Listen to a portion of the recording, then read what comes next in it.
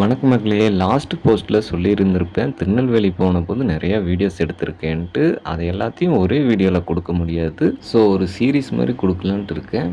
உங்களுக்கு பிடிச்சிருக்கா? பிடிக்கலையாங்கிறத கமெண்ட்ல மறக்காம சொல்லிட்டு போங்க. அப்பதான் இந்த சீரிஸ நான் கன்டினியூ பண்ணலாமா? வேணாமாங்கிறது எனக்கு தெரியும்.